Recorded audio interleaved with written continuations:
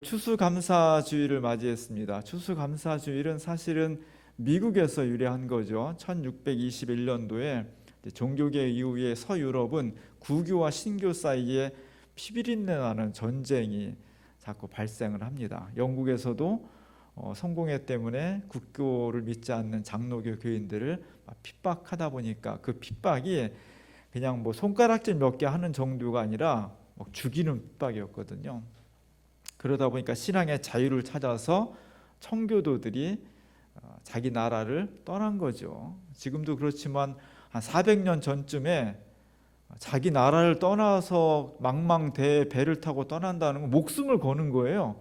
쉬운 3명의 사람들이 목숨을 걸고 미국의 북동부 매사추세츠주에 닿게 됩니다. 지금은 미국이 강건한 나라고 풍요로운 나라지만 400년 전에 미국은 그냥 불모지예요.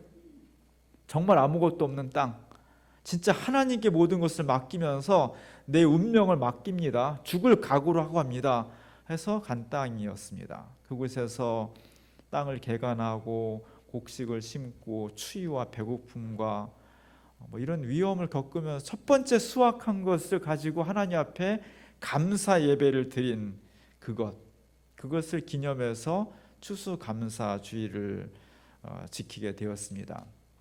사실은 얼마나 풍성하냐, 얼마나 멋있냐 그것이 아니라 그때 그 감격, 목숨을 걸고 신대륙에 도착해서 첫 번째 수확을 했을 때 그 감격, 그 신앙, 그 결단 이런 것을 다시 한번 우리가 되찾자는 거죠.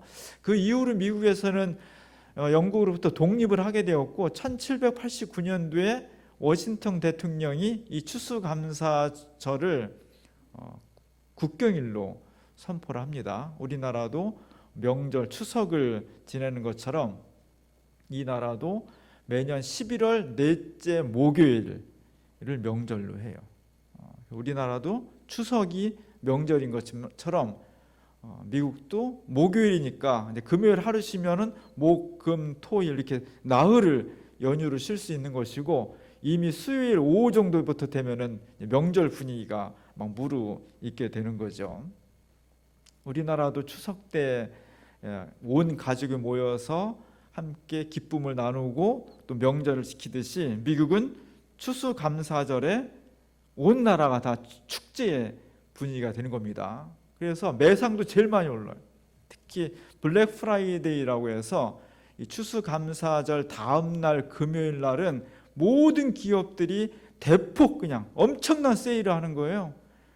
가지고 1년 동안의 상거래 거의 70% 정도가 이때 거래가 이루어진다고 할 정도로 블랙 프라이데이는 그냥 기업들로서 소비자로서는 싸게 물건을 구입하고 기업으로서는 엄청난 매상을 올릴 수 있는 그런 절기가 되었습니다. 추수감사절 때는 특별한 식탁을 꾸밉니다. 우리나라가 추석 때 여러 가지 전도 만들고 고기도 하고 이런 것처럼 전통적인 미국의 추수감사절 식탁에 빠지지 말아야 될 것은 하나는 통옥수수 구이라고 해요. 처음 와가지고 먹을 게 별로 없었으니까 옥수수를 통으로 구워가지고 그 선조들이 먹었다는 것을 기념하기 위해서 추수감사절 식탁에는 옥수수를 통으로 구워가지고 올려놓고요. 또 하나는 먹을 게 별로 없으니까 그 선조들이 와서 야생으로 돌아다니는 칠면조를 사냥해서 먹었다고 그래요. 그걸 기념해가지고 추수감사절 식탁에는 뭐가 올라와요? 칠면조가 꼭 올라옵니다. 터키라고 하죠. 재밌는 사실은 미국의 칠면조 협회가 매해마다 그 추수감사절을 앞두고 미국 백악관에다가 칠면조를 하나 이렇게 헌사를 한다는 거예요. 그럼 대통령이 그 받은 칠면조를 사면을 해준대. 원래 추수감사절 때 칠면조 운명은 어떻게 돼요? 깔끔하게 죽어서 식탁에 올라와야 되는데 그 받은 칠면조를 사면을 해주면 그 칠면조는 평생 그 이후로 농장이나 동물원에서 여생을 편안하게 즐기시다가 돌아가신다고 해요. 그런 행사가 있다고 합니다. 우리나라도 추수감사절 예배를 드리죠. 우리나라는 1914년부터 이제 추수감사 예배가 시작이 되었습니다. 우리는 11월 셋째 주를 지키게 되는데, 80년대 이후로 전통 문화, 왜 우리가 꼭 미국 걸 따라해야 돼? 미국이 우리나라를 막 점령하고 막 그러는데 왜 꼭 우리가 미국을 따라해야 돼? 전통적인 걸 찾자 해가지고 우리 이제 추석에 추수 감사 예배를 드리는 그런 교회도 늘어나고 있고요. 또 11월 셋째 조금 늦어요. 추수로서는 조금 늦어서 10월 말이나 11월 첫 주에 드리는 경우도 많이 있습니다. 우리 교회는 그냥 11월 셋째 주에 드리고 있어요. 우리 정명채 원사님 기도하셨듯이 정 박사님은 농학 전문가이시면서도 직접 농사를 지으시잖아요. 여기에 배추, 무, 뭐 이거 하나하나 속에 그냥 평생 1년 동안의 어떤 땀과 기도와 노력과 안타까움 이렇게 다 들어있는 거예요. 그거를 손으로 뽑아서 교회에 가져오셨다는 거예요. 그때 신선한 걸 가져오기 위해서 어제 밤에 가서 뽑아가지고 오늘 아침에 가져오신 거예요. 이런 분들한테는 이 추수감사주의 너무 감격적이고, 정말 힘들고 어려운 가운데 있으면 하나님께서 비를 내려주시고 햇볕을 쬐주시고 병충해를 막아주시고, 그래서 이 소출을 정말 두렵고 떨리고 감동스러운 마음을 가지고 가져오시잖아요. 근데 대부분의 지금 한국 사회의 교회 기독교인들은 대부분 다 농사를 짓지 않죠. 텃밭 빼고 별로 농사를 짓지 않습니다. 근데 추수감사주일은 이미 농경사회에서 발현된 예식이에요. 모든 먹을 것을 다 땅에, 소출에, 자연에 맡길 수밖에 없었고, 진짜 자연재해가 오거나 가뭄이 오거나 태풍이 몰아치면은 보릿고개 넘기기가 어려운 자신의 가정의 운명을 자연에 맡길 수밖에 없는 그런 구조 속에서의 소출, 그것을 감격적으로 받아들이는 사람들의 감사, 이런 것들이에요. 21세기 지식산업사회 속에서는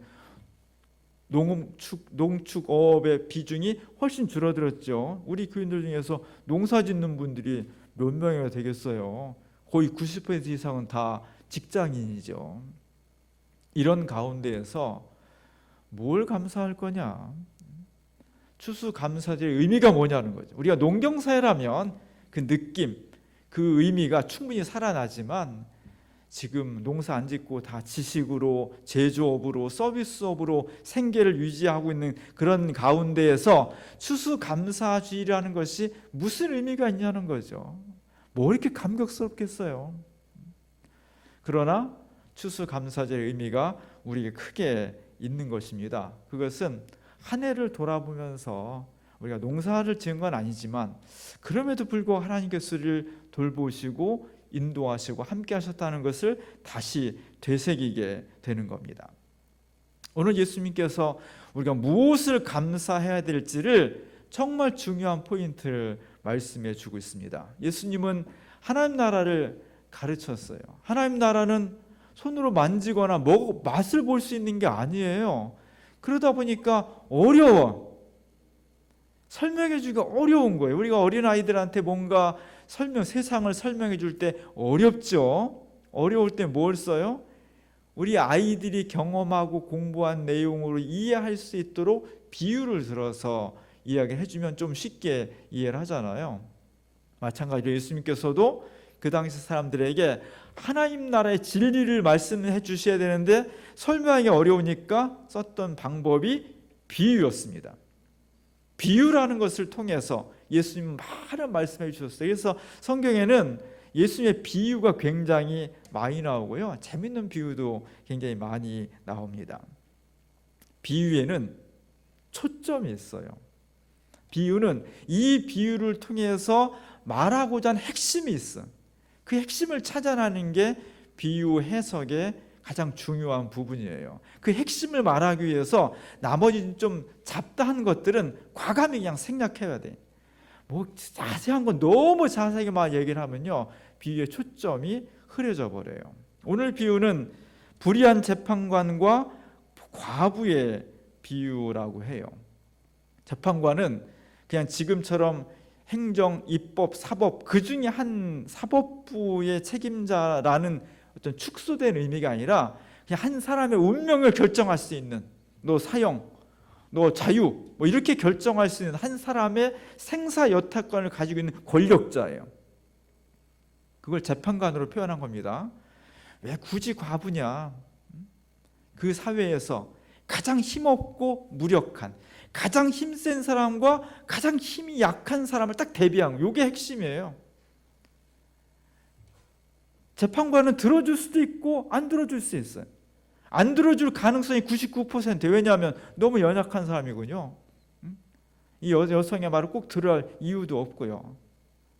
안 들어줄 가능성이 99%인 상황이었는데 결과는 어떻게 되냐? 결과는 이 재판관이 두 손 들고 항복했다는 거죠.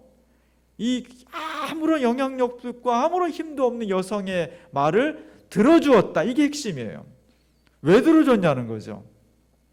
재판관이 선한 사람이어서, 아량이 넓은 사람이라 들어준 거냐, 아니면 들어줄 수 없는 상황이었는데 결과가 들어주게 되었느냐. 이게 핵심이에요. 이 부분을 따라가면서 비유를 보는 게 굉장히 중요합니다. 오늘 제가 주보에 한 4파를 했습니다. 똑같은 제목, 성경 이야기를 아주 충실하게 그림으로 표현해 놓았습니다. 불의한 재판관과 힘없는 과부의 비유입니다. 힘센 재판관한테 어느 힘없는 여성이 매일 와가지고 그냥 울고 불고 하면서 사정을 하는 거예요. 이 밀고 땡기고 하는 것들이 오랫동안 지속이 됐습니다. 지금은 볼 게 너무 많아요. 요즘은 시간이 없어 다 못 봐요. 신문, 드라마, 영화, 유튜브 뭐 너무 많이 볼 게 많아. 옛날에는 볼 게 없었어요.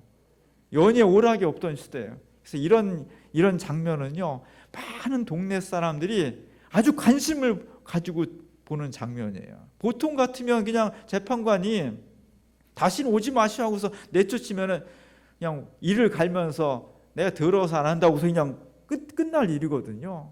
그냥 이 여자가 매일 오는 거, 매일 똑같은 일이 벌어져. 그 속에서 밀고 당기고 이런 것들은요, 많은 사람이 보고 싶어하는 재밌는 장면이에요. 그래서 많은 사람들이 지금 구경꾼들이 모이고 있는 겁니다. 뒤편에 보면 사람들이 잔뜩 모여서 지금 관심을 가지고 있어요. 어떤 사람 잘 안 보니까 어때요? 재판관이 앉아 있는 그 의자에 막 가려서 키가 작아서 안 보니까 막 턱을 막 올려갖고 막 보고 있잖아요. 그 시대, 그 동네의 관심사예요. 이 결말이 어떻게 나는지가 좀 초미의 관심사예요. 그 옆에는 지금 서기관이 있죠. 재판관에 가면 서기가 있습니다. 한마디도 놓치지 않고 다 기록하는 거예요. 아주 엄정해. 서기관이 너무 멋지게 생겼어요. 꽃미남에 이 과정을 지금 기록하고 있는 거예요. 객관적으로. 그렇죠. 재판은 객관적이어야 돼. 과학은 엄정해야 돼. 객관적이어야 되고요. 내 감정이나 내 기분, 내 땀 이런 것들이 실험에 이 상황에 개입되면 안 돼요. 그럼 주관적이 돼요. 그럼 엄밀함이 떨어지는 거예요. 그래서 모든 이 세상의 과정은 다 객관적이어야 돼요. 과학적이어야 되고요. 내 주관이 들어가면 안 되는 거예요. 신앙은 그렇지 않습니다. 신앙은 객관적이어서는 안 돼요. 신앙은 구경해서 안 되는 거예요. 실험해서는 안 되는 거예요. 이것이 오늘 재판 과정을 지켜보는 이 서기와 하나님 믿는 신앙은 근본적으로 차이가 있는 거예요. 하나님 믿는 신앙은 내 인격과 내 신념과 내 삶 전체를 투여해야 돼. 내 땀과 내 관심과 내 노력과 내 손과 발이 투여돼야 돼요. 오늘날 시대가 왜 어렵냐면 하나님 믿기가 오늘날 이 서기관처럼 객관적이고 과학적인 자세가 일반화되어 있어요. 그게 상식이에요. 그리고 마치 기독교 신앙도 이래야 되는 것처럼 생각을 해요. 많은 사람들이 객관적으로 하나님을 보여달라는 거죠. 절대로 하나님을 만날 수가 없습니다. 하나님 어떻게? 내 인격을 투여해야 돼. 내 시간과 노동과 땀과 내 삶 전체를 투여해서 내가 들어가야 돼요. 내가 하나님과 인격적인 관계를 맺어야 돼. 이 차이가 굉장히 큰 거예요. 누가 예수 믿으라고 얘기하면 보통 사람들이 어떻게 얘기해요? 과학적인 자세를 말하잖아요. 하나님이 살아있다는 것을 내가 보여주시오. 그럼 믿겠습니다. 그거잖아요. 이게 일반적인 태도라고. 우리는 어떻게? 네가 먼저 믿음의 세계로 들어와서 하나님을 믿으려고 하면 노력을 해봐. 그러면 하나님이 너한테 나타나실 거야. 이 차이예요. 우린 이 차이를 끝까지 고수해야 되고요. 오늘 현대인들이 과학적인 관점을 가지고 있는 이상 성경의 하나님을 만날 수가 없습니다. 그래서 세상을 설득해 내야 돼요. 이런 가운데서 지금 여인이 간절하게 와서 이 재판관한테 매달리는 거예요. 막 두 손을 꼭 잡고 제발 내 원한을 풀어주시오. 억울해서 못 살겠습니다. 난 너무 고통스럽습니다. 난 날마다 밤마다 눈물로 지새웁니다. 재판관만이 나를 살려줄 수 있습니다. 사정을 하게 됩니다. 너무너무 간절하죠. 이 간절한 요청에 대해서 이 재판관 권력자는요, 하나님도 두려워하지 않고, 그러니 뭐 사람은 그냥 싸그리 무시하는 사람이, 교만한 사람이죠. 권력자가 되게 그렇습니다. 무시해버려요. 손사래를 치죠. 나는 그런 거 할 수 없고요. 눈은 개슴츠레가 뜨고 있고요. 이빨은 다 보이고 있고, 고개를 돌려버리고 있습니다. 이 여인으로부터. 나는 여기에 상관하고 싶지 않고 내가 너의 사정을 들어줄 마음이 별로 없다는 거죠. 이 상황을 보고서 웬만한 사람들 같으면 그냥 돌아설 거예요. 근데 이 여인은 계속해서 매달립니다. 곤란한 건 경비병이에요. 이게 한두 번이 아니고, 경비는 이 귀찮은 민사 사건을 재판관한테 오지 못하도록 해야 되는데 아무리 말려도 이 여인이 말을 안 듣는 거예요. 그러다 보니까 막 이 경비병이 쫓아와가지고 매달리는 이 여인을 막 끌어 당기려고 하잖아요. 오른발로 힘을 줘서 오른발로 잡고서 막 끌어 당기려고 하잖아요. 이런 상황에서도 그는 끝까지 이 여인은 포기하지 않습니다. 이 재판관이 나쁜 놈이고 요만큼의 아량도 없는 재판관이라는 것을 너무나 잘 알고 있으면서도 이 여인은 끝까지 포기하지 않는 거예요. 결국은 어떻게 됐다는 거예요? 이 재판관이 두 손 들고, 내가 진짜 하나님도 안 무서워하고 세상에 두려운 거 없는데 내가 귀찮아서 못 해주, 들어줄 수밖에 없구나 하고서 들어줬다는 거예요. 이 여인은 구약의 야곱과 같은 사람이에요. 자기 환두뼈가 부러지는 그런 고통 가운데서도 하나님께 매달림을 통해서 나 살려주지 않으면 나중에 죽어버리겠습니다. 죽기 살기 매달리는 거예요. 그때 하나님께서 그의 기도를 들어주시고 살 길을 열어주셨다는 거죠. 신약에 있는 야곱과 같은 사람입니다. 그러면서 예수님께서 덧붙이는 말씀이 중요한 거예요. 이 악한 재판관도 이렇게 힘없는 여성이 막 간절히 매다는 것을 외면하지 못하는 것이 세상인데, 하물며 하나님께서 너희 기도를 들어주시지 않겠느냐. 이것이 기독교 복음입니다. 하나님을 정말 신뢰하고 주님께 나와서 믿음을 가지고 간구하면 하나님이 꼭 들어주신다는 것, 이게 복음이에요. 이게 복된 소식입니다. 이 복된 소식을 우리 간직하고 있어야 돼요. 오늘 우리의 감사는 어떻게 해야 될까? 뭘 감사하는 걸까? 오늘 예수님께서 비유를 들려주신 목적을 1절에 딱 표현을 하고 있어요. 예수께서 그들에게 항상 기도하고 낙심하지 말아야 할 것을 가르치신 거예요. 뭘 가르치려고 했냐? 낙심하지 말라는 거예요. 절망하지 말라는 거예요. 낙심하지 않고 절망하지 않고 항상 기도해야 될 것을 가르치는데, 여러분 낙심하지 마세요. 그리고 꼭 기도하세요. 이것만 가지고는 임팩트가 없는 거예요. 그래서 그것을 충분히 설명하기 위해서 뭘 얘기해 주셨다고요? 비유를 들으신 거예요. 불의한 재판관과 과부의 비유를 들어주셨다는 겁니다. 왜냐하면, 왜 이게 중요하냐? 인생을 살다 보면 낙심할 기회가 굉장히 많거든요. 나는 정말 선하게 살고 싶고 정말 성실하게, 정말 농부처럼 열심히 땀 흘리고 애써 가꾸고 정성을 다하면 결실이 탁탁 맺혀야 되는데, 농사도 그렇지 않습니다. 선한 농부라고 결실이 풍성한 게 아니에요. 그렇지 않은 경우도 많아요. 결실 앞두고 태풍이 올 수도 있고요, 홍수가 다 쓸어가 버릴 수도 있습니다. 낙심이 되죠. 예수님 주변에도 2000년 전에 수많은 사람들이 모였지만 90%의 사람들은 인생에 낙심한 사람들이에요. 가난하고 무식하고 냉대받고 무시받고 삶이 힘들어. 진짜 죽지 못해 사는 사람들, 이런 사람들을 마가복음에서는 무리라고, 무리, 오클루스라고 하는 무리라고 표현했어요. 그 무리는 그냥 무리가 아니라 희망이 없는 사람들, 절망의 구렁텅이에 내던져질 수밖에 없는 그런 사람들이 예수님 주변에 모여들었다는 거예요. 지금 이야기를 듣는 사람들은 편안하고 풍성하고 그런 사람들이 아니라 진짜 오늘만 살고 죽어야 될 것 같아, 이런 사람들. 나는 왜 인생이 이렇게 꼬여? 아무래도 난 안 돼. 내가 꿈을 가지면 뭐해? 안 되는데. 이런 사람들이 지금 예수님 주변에 꽉 차 있는 거예요. 그런 사람들을 향해서 오늘 예수님이 말씀하시는 거예요. 낙심하지 마라. 항상 기도해야 된다. 그러면서 이 비유를 말씀해 주시는 겁니다. 행복해질 수 있어. 우리 이 낙심의 상황을 극복하고 정말 은총의 삶을 살 수 있다고 말해 주시는 거예요. 그게 오늘 우리에게 복이 될 수 있기를 원합니다. 제가 지난 주간에 갑자기 극장을 갔어요. 코로나 이후로 극장이 안 돼가지고요. 나라도 가져야 되겠다는 생각이 퍼뜩 들어가지고 번개로 극장을 갔습니다. 뭘 볼까 뒤져보는데, 검색을 해보는데 눈에 띄었던 영화가 젊은이의 양지라는 영화였어요. 젊은이 양지. 뭔가 좀 로맨틱하잖아요. 젊은이 양지. 많이 듣던 내용 같기도 하고. 그래서 갔는데 가보니까 거기에 독립영화였어요.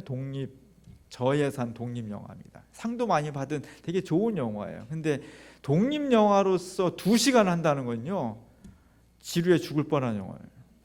왜냐하면 돈이 없으니까 세트가 얼마 안 되잖아요. 사무실, 집, 뭐 가게 하나, 뭐 숲, 이렇게 한 너댓 군데가 2시간 동안 계속 나오는 거예요. 돈이 없으니까. 우리는 헐리우드 영화에 길들여져 있잖아요. 일본 안에도 막 수십 커트가 바뀌고요, 수백억짜리 세트가 막 바뀌는 그런 눈요기를 하고 있지. 그런데 익숙한 사람들이 저런 독립영화 보려면요, 허벅지 다 꼬집고 봐야 돼요. 고문 같아 봐야 돼. 그래도 보세요.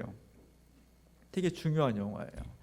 거기에 2명의 주인공이 나와요. 20대 초반에. 한 남자 청년은요, 고등학교 졸업을 앞두고 실습을 한 거예요. 어느 회사에 갔냐? 채권 추심 콜센터에 간 거예요. 뭐냐면 카드 빚을 진 사람들한테 카드 회사에서 하청을 줘요. 그럼 콜센터예요. 거기는 하루 종일 사람들이 카드 빚 진 사람한테 전화해서 왜 비가 안 갚냐, 카드 빚 언제 갚을, 이거 하는 거예요. 카드 빚진 사람들이 여유 있는 사람이 어디 있겠어요. 빚 갚으세요면 네 알겠습니다, 빨리 갚겠습니다 하는 사람도 있지만 배째라는 사람도 있거든요. 이 학생은 심성이 착한 사람이에요. 성실하고 착하고 남한테 요만큼도 해코지 못할 사람이에요. 근데 그렇게 일을 하니까 성과가 안 나오는 거예요. 이 회사에서는요, 누가 유능하고 선한 사람이냐? 마음이 착하고 남 도와주고 이런 사람은 무능한 사람이에요. 인정사정 없이 전화해가지고 쫓아가서 돈을 받아내는 사람이 선한 사람이, 유능하고 훌륭한 사람이 되는 거예요. 얘는 잘 못해 그거를. 그러다가 오지게 마음 먹고 한번 했는데, 그러다가 그 빚진 여자가 자살을 해버렸어요. 이 상황을 목격하면서 못 견디는 거예요. 결국 이 청년도 자살을 하게 됩니다. 가슴 아프죠. 또 한 여자 청년이 있어요. 이 여자 청년은 지금 회사에 들어가서 비정규적으로 임시 일을 해. 무시당하죠, 정규직 사람들한테. 그리고 호시탐탐 자기는 정규직 직원이 되려고 여러 군데 시험을 봐요. 면접 시험을 보는데 다 떨어져. 나름대로 정말 열심히 하고 자기 최선을 다해서, 자기 능력을 다해서 준비하고 보는데도 안 돼. 왜냐하면 2명 뽑는데 60명 오고 막 그러니까. 나만 열심히 최선을 다하면 다 받아들여질 수 있는 사회가 돼야 되는데, 우리 사회 구조 자체가 경쟁이에요. 되는 사람이 있고 다수는 안 될 수밖에 없는 구조가 돼 있는 거예요. 이런 사회 속에 이 여자 청년도 절망하게 되죠. 다행히 이 여자 청년은 자살을 기도했다가 나중에 이렇게 회복이 돼요. 죽지는 않는데, 영화를 보면서 2시간 동안 답답한 것은, 영화의 세트보다 더 답답한 것은 오늘 우리 시대를 살아가는 청년들, 20대 청년들의 현실이 참 답답하구나, 아프구나.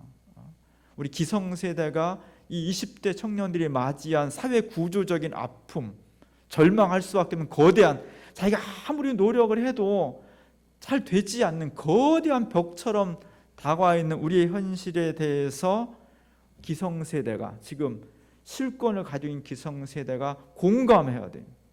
같이 아파해야 돼. 그리고 그 절망을 느껴야 돼. 그래야만 이 현실을 극복할 수 있게 되는 겁니다. 이 거대한 절망 앞에서 사람들이 벽을 느끼는 거예요. 아픔을 느끼는 거예요. 우리 모두가 그렇다는 겁니다. 우리 시대 전체가 다, 우리 사회 전체가 다 자유롭게 살아갈 수 있고 행복하려고 하지만 우리가 살아가는 현재 상황 속에서는 절망할 수밖에 없는 구조가 시시각각으로 다가온다는 거예요. 20세기의 위대한 철학자 중에 사르트르라는 실존주의 철학자가 유명한 말을 했습니다. 인간은 자유에 의해서 선고된 존재다. 자유만큼 좋은 단어가 어디 있어요? 우리 70년대 80년대 민주화 운동하면서 자유가 최고의 가치였잖아요. 근데 그 자유가 우리를 선고했다는 거예요. 너 징역 10년, 너 사형, 이렇게. 자유가 너무너무나 좋은 건데 현대 인간은 어떤 삶이냐? 자유에 의해서 징벌받는 그런 삶이라는 거예요. 무슨 얘기냐 이게. 서유럽 사회에서 나온 거니까. 서구 사회는 1000년 동안 종교적인 사회였잖아요. 기독교적인 사회였잖아요. 그게 너무너무 억압이라고 생각해서 신으로부터, 하나님으로부터 탈출, 교회로부터 이제는 우리 교회 안 가고 자유롭게 살래, 내 인생은 내가 책임질 거야. 이게 500년 동안의 근대 역사예요. 우리가 그 속에 살고 있는 겁니다. 모든 사람들 자유로워. 이제 하나님을 더 이상 찾지 않아도 되고 종교란 이름으로, 종교의 권위로, 하나님의 이름으로 뭐 그럴 필요가 없다는 거예요. 내 인생은 내가 책임지고 살아갈 수 있다라고.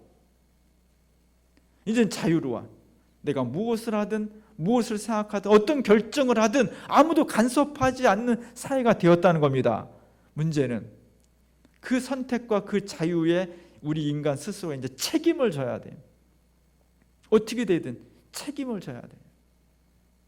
그 전에는 부모님 품에 있어서 되게 간섭도 많이 받고 이래라 저래라 뭐 규율도 많고 자유롭지 못하고 여겼었는데 20살이 딱 되는 순간 나는 이제 부모님으로부터 자유롭게 되었으면 성인이다 하고 딱 나왔는데 나와 보니까 호호벌판 황량한 들판이었다는 거예요. 오늘 이 현실 속에서 수많은 사람들이 우울해합니다. 오늘날 많은 사람들의 불안과 우울의 근원은 여기 다 있어요. 내 인생을 내가 책임지고 내가 스스로 선택하고 결정해야 된다는 것에서 오는 불안이에요. 그것 때문에 우울하고 힘들고 고통스럽고 절망하는 거예요. 이 낙심스러운 상황 가운데에서 하나님께서 우리에게 새로운 소망을 주시는 겁니다. 아무리 힘들고 어렵고 절망하는 그런 상황에서도 우리가 하나님 앞에 낙심하지 않고 기도하면 주님을 찾고 기도하면 하나님께서 반드시 우리에게 들어주신다는 거예요. 이게 놀라운 거예요. 이 절망과 우울한 시대 속에서 우리가 내동댕이 쳐져 있지만 우리가 절대로 그것에 매몰당하지 않고 다시 일어설 수 있는 가능성, 그것은 내 실력과 능력이 아니라 하나님께서 우리의 기도를 들어주신다는 거예요. 저 간청하는 과부처럼 정말 끊임없이 나와서 기도하면 나쁜 재판관도 들어주는데 하나님께서 우리의 부모님 되신 하나님께 우리를 사랑하시는 그분께서 우리의 기도를 들어주시지 않겠냐는 겁니다. 이게 희망이에요. 이 희망을 받아들이는 사람이 기독교인이고 이 희망을 실현하는 도구가 기도인 겁니다. 그래서 오늘 하나님께서 우리에게 낙심하지 말고 항상 깨워서 기도하라는 겁니다. 오늘 7절의 말씀을 다 같이 한번 읽어보겠습니다. 하물며 하나님께서 그 밤낮 부르짖는 택하신 자들의 원한을 풀어주지 아니하시겠느냐, 그들에게 오래 참으시겠느냐. 다 잊어버리고요, 하물며 하나님께서 저렇게 나쁜 놈인, 저렇게 아나무인인, 저렇게 악한 재판관도 그 무력한 여인이 와서 계속 부탁을 하니까 안 들어줄 수가 없었는데 하물며 하나님께서 우리의 기도를 들어주시지 않겠느냐, 이 말씀을 기억하시 바랍니다. 이것이 우리가 감사할 수 있는 가장 중요한 근거예요. 내가 직접 농사 짓지 않아도 내 인생이 지금 막 너무너무 풍성한 그런 삶이 아니라 할지라도 내가 실망하고 아프고 힘들 때 내가 하나님 앞에 기도할 수 있다는 것, 그 기도를 들어주시는 분이 있다는 것, 이것이 감사의 첫 번째 조건입니다. 오늘 추수감사주를 맞이해서 하나님 내 기도를 들어주시는구나, 내가 어떤 경우에서 나를 사랑하시며 귀를 기울여 주시는 분이로구나, 그 사실 하나만으로 감사와 은혜가 충만한 삶 될 수 있기를 주님의 이름으로 간절히 축원합니다. 기도하겠습니다. 주님 고맙습니다. 우리가 너무 힘들 때, 우리가 나 혼자 황량한 들판에 망망대해와 같은 어두움 앞에 있을 때에도 우리 주님께서 나를 기다리시고 나의 호소와 절규를 들어주시기 위해서 준비하고 계시는 분임을 믿으니 고맙습니다. 주여, 저희들 어떤 경우라도 납심치 않게 하시고 하나님 앞에 끊임없이 간구함으로 우리의 삶과 역사를 새롭게 변혁시켜 나갈 수 있는 하나님의 자녀들 다 되게 하시옵소서. 예수님의 이름으로 감사하며 기도합니다.